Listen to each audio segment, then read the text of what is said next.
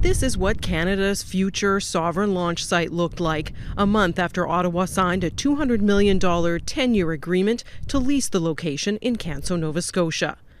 4 years after Maritime Launch Services broke ground here, there's just a gravel road and concrete pad. The company's CEO, Steve Matier, says that's not unusual. There's a launch pad in Alaska that looks the same way, but it's been used for multiple orbital launches. There's launch pads in other locations that are just like that as well. Even so, longtime space journalist Eric Berger cautions.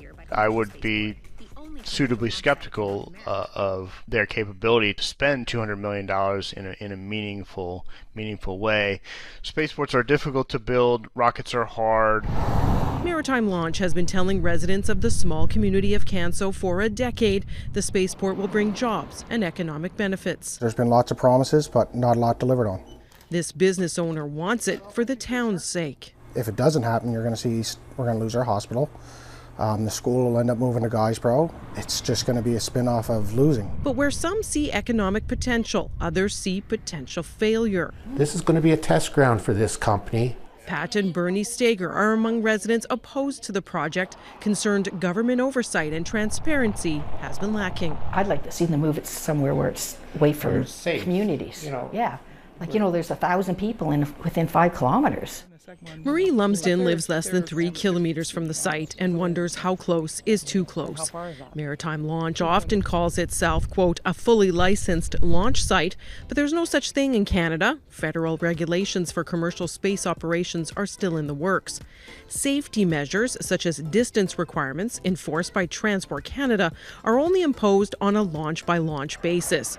The department wouldn't share details from Maritime Launch's last suborbital flight attempt with Global News. This entire thing has been sort of a cart before the horse on so many levels, yeah.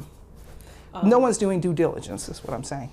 Some residents are quite frankly afraid of what could happen here if something went wrong with a launch. A worst-case scenario they don't believe the company is at all prepared for. There will never be anybody within a range that could be harmed from this. Matier says the company's plans follow widely accepted industry standards used in other countries, like the U.S. Less than 1 in a million chance that anybody on the ground is going to have anything that's going to affect them. The company is now under pressure to make a sovereign launch happen.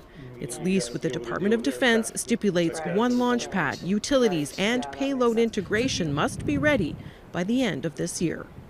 Heidi Petracek, Global News, Canso, Nova Scotia.